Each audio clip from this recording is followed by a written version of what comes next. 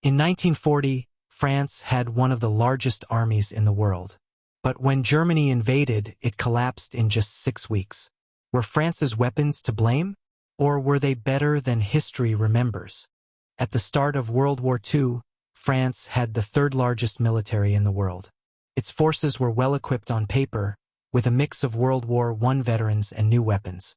France spent the interwar years building the Maginot Line, a massive string of fortifications along its border with Germany. The idea? Fight the next war defensively with better weapons, not just more soldiers. But war would prove that strategy and equipment would be severely tested. France had some surprisingly powerful tanks. Some were better armored and better armed than their German counterparts. Char B1 bis, heavily armored with a 75mm hull gun and a 47mm turret gun. Nearly impervious to most German anti-tank weapons. Somua S-35, one of the best medium tanks of the early war with good armor and mobility.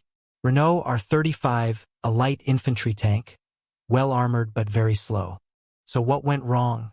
French tanks were often scattered among infantry units rather than concentrated into armored divisions like the Germans.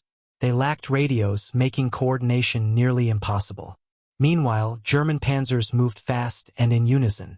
French infantry used a mix of old and new weapons. MAS-36 rifle, a reliable bolt-action rifle, short and rugged. Hotchkiss M1914, a heavy machine gun from World War I, still used in 1940. Chauchat, one of the worst light machine guns of World War I, still used in limited numbers. France also had anti-tank rifles, grenade launchers, mortars and artillery, often of very high quality. The problem wasn't always the weapons, it was how they were used. France was preparing for a repeat of World War I. Germany, on the other hand, brought blitzkrieg.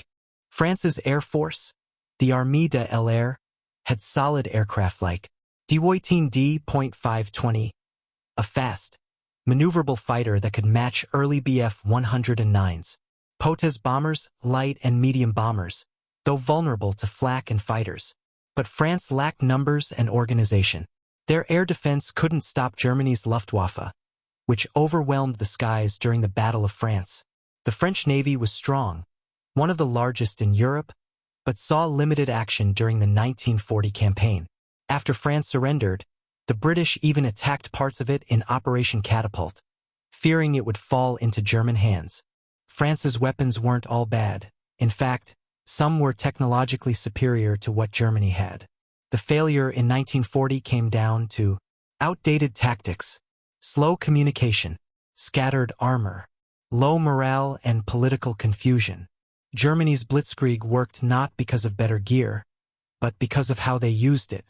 Still, many of France's weapons would go on to serve in Free French forces in North Africa and even after the war. Thanks for watching Quick History. France's weapons in World War II may have been overlooked, but they were far from useless. Comment below, what do you think? Was it the gear or the strategy that failed France in 1940?